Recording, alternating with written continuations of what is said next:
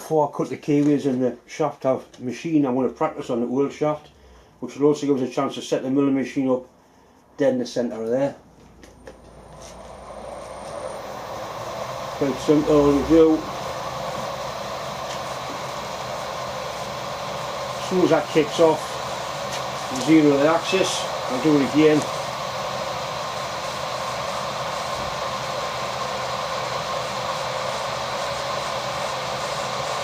Exactly the same place. Bring it across to the other side.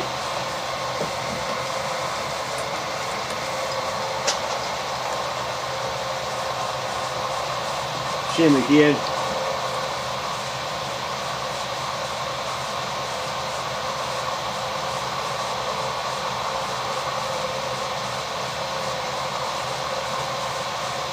Get the reading at 29.9 and do it again.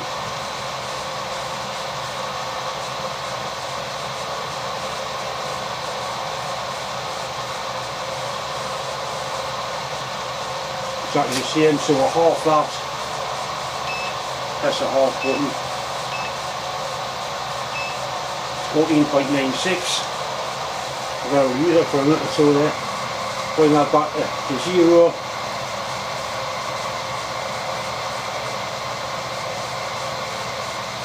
which is there,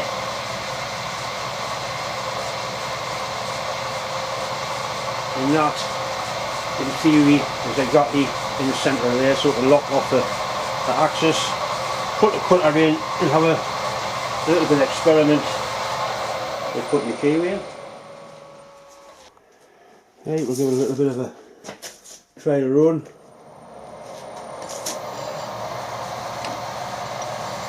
Touch it off.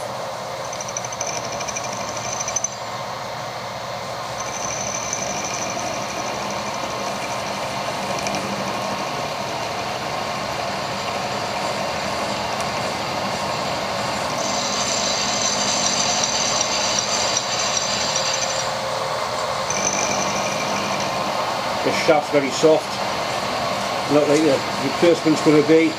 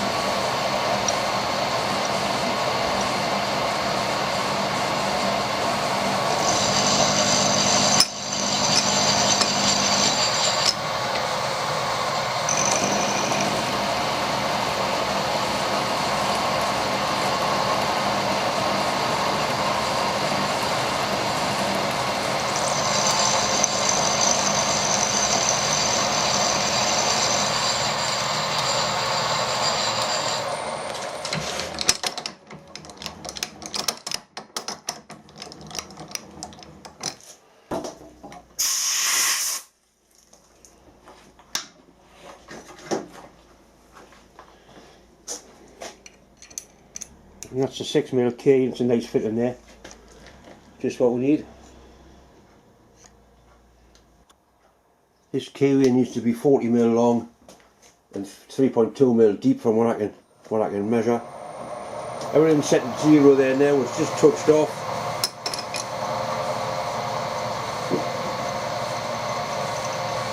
Half-mil foot.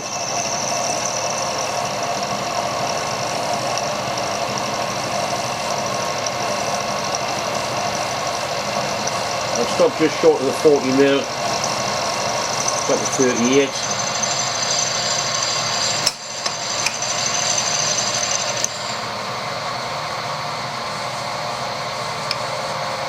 This is 1mm.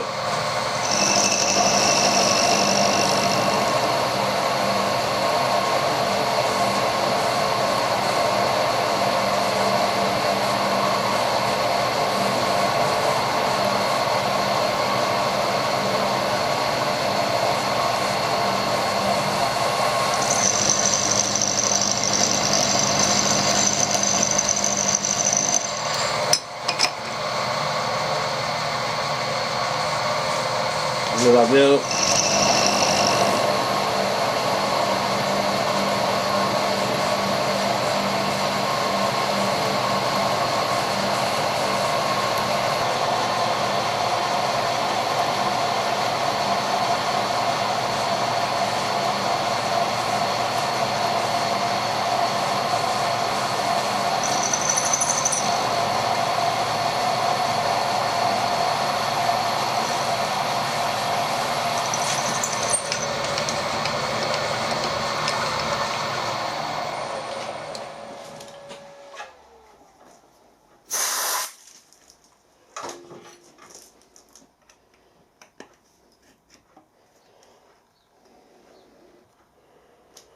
Right, that's a finished shaft.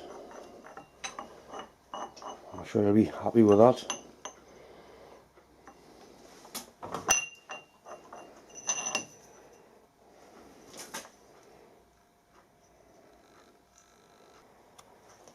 This is the coupling that goes on the end of the shaft, and put the Keyway in.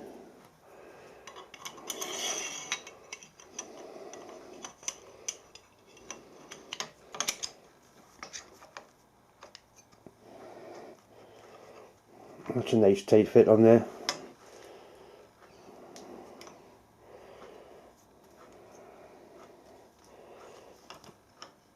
It is possible to machine that Keyway on a lathe.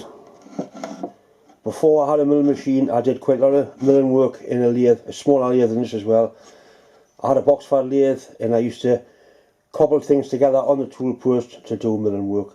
So what I'm going to do, I'm going to mount this old shaft on the tool post and see if I can mill that slot in, just to show you can't do it on a lathe. It takes a little bit of time to set it up, but if you're not doing it for a living, if it's a hobby, I think it's good fun finding out different ways of mounting things and finding out how you can get around problems you've got. A lot of the model making lads with smaller lathes put what they call a vertical slide on here. Instead of a tool post, it's got one of these mounted straight up and down, which means you can move the work in 3 axis. You can go in and out, up and down, and back and forward. I haven't got a vertical slide for this, but what I have got, I've got a nice big tool holder that will go on there. I'll be able to mount a shaft in there like that, put a cutter in the chuck, and I should be able to mount the machine the slot into there. Obviously you've got to set it on centre height. You've got to make sure that this is nice and square to the job. So the first thing I want to do is set the tool post square to the job, then I'll show you an easy way to put that on centre height. There's always a simple way to do things. This is one of them. All you do, you loosen off the tool post, bring it up and it's touching something flat like the face of that chuck, which is got to be dead square. Tighten that up, and now you know that that is running absolutely square to the axis of the lathe. Right, so that's tightened up. I'm going to put the job in here.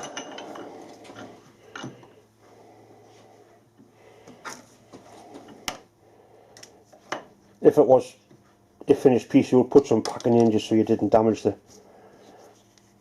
machine finish, but it's not, so it doesn't really matter. It's just for demonstration purposes. Right, so we've got that gripped in there. Make sure that it's fully home, which it is. Right, now we need to make sure that it's set on centre height. We've got loads of travel up and down. So all I'm going to do is put a clock gauge in there, like that.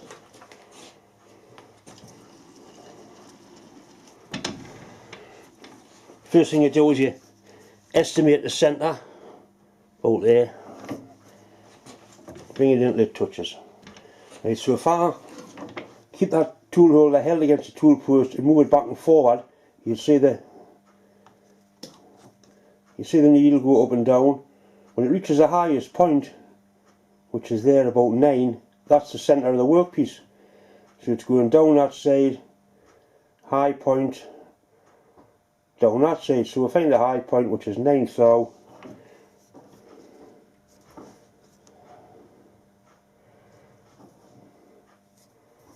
Tighten the tool post up at that.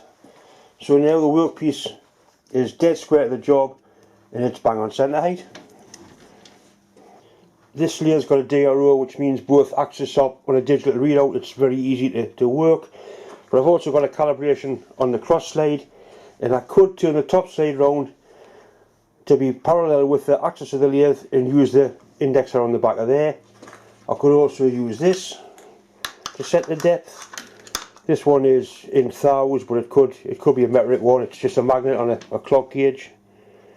Dead simple. You just set the 0. Set your 0 and turn it into whatever you want. Right, so we'll put a milling cutter in, touch it off, and then so we can get this slot machine.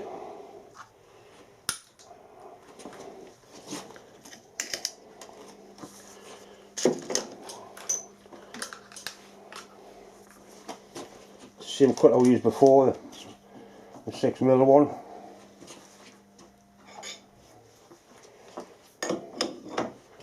You don't have to use a collar chuck, you just put it in an ordinary 3-jaw chuck. It's a collar chuck more accurate, and it's easier for me to video without the bulk of a big chuck in the way. Right, so we need to set some zeros. That's touching there, so I can zero that axis on the DRO, or you could put a clock gauge on there like I've said and use that.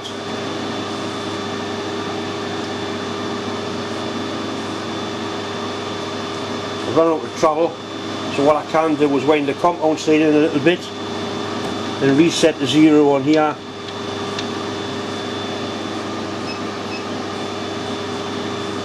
Right, we're past the end. Gently just find the end of the job, which is there.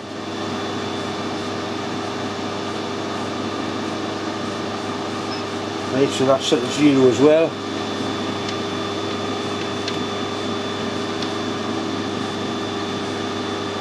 Start the machine up. I'm going to run this at 1000 RPM. It should be a little bit faster really, what 1000 is going to do for what I need. Right, so we've got a 0 there. I'm going to put some cut on, 1/2 mil.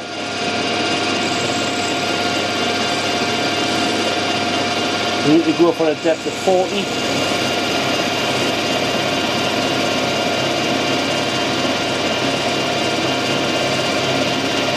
Stop at 39. There.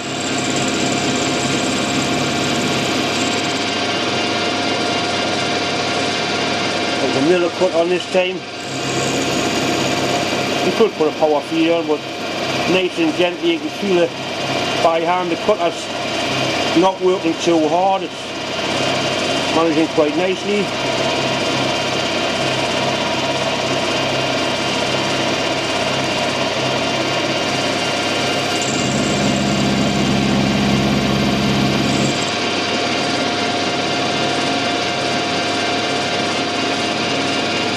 This is the last cut at 3.2mm.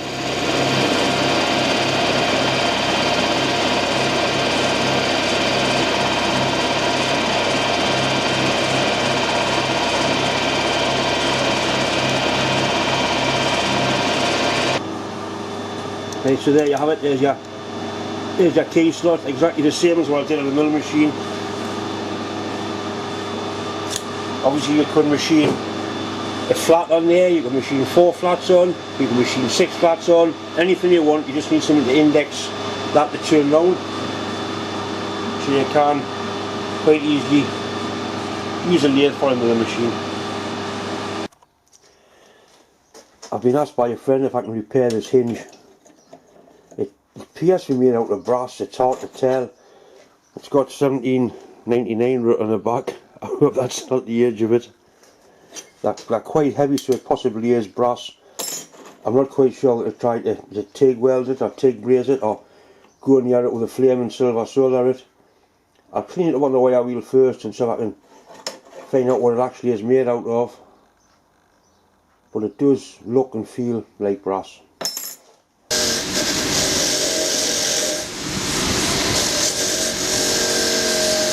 You've got to be careful you don't manicure your fingernails when you're using a wire wheel like this.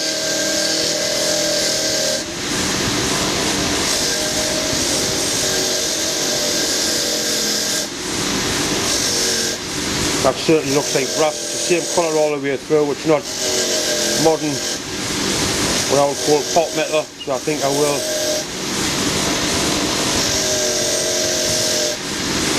I think I'll try and TIG weld it first. I'll TIG braze it.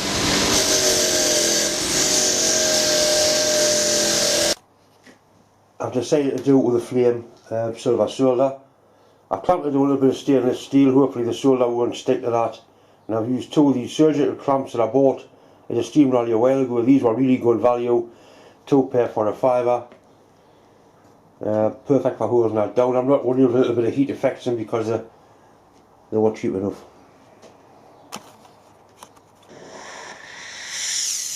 I've got a really small frame here because I want much room between this being solderable and being running all over the floor.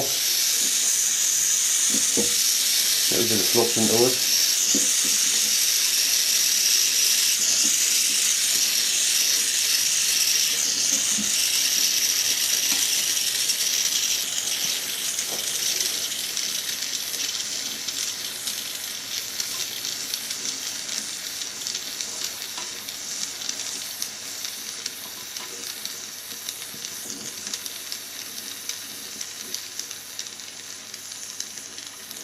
You know, something's happening, it's sort of fusing it together.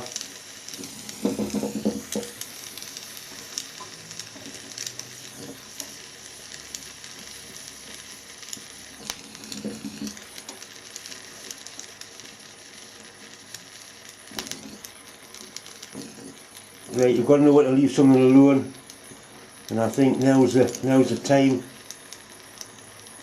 This isn't actually silver solder, it's just solder used for joining copper together. I've run out of silver solder, but I think that's got it.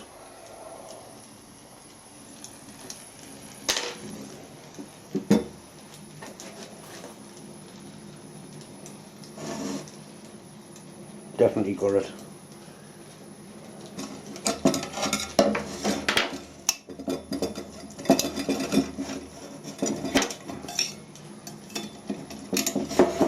I haven't stuck to the bench.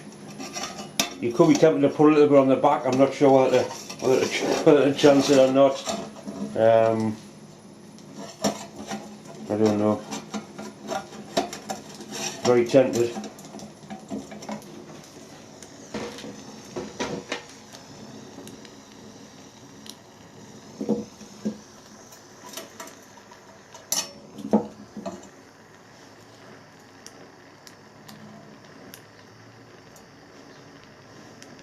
This being solid brass, it has a chance to be fairly old.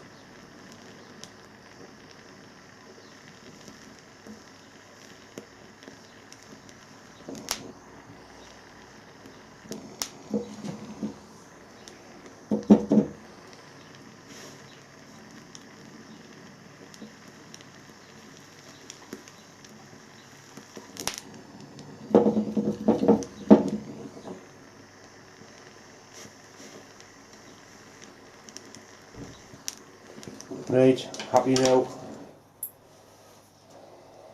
And that's what I would call a one bottle repair, like a one bottle of wine repair. There's actually the lad pays us for little jobs like that. Very happy.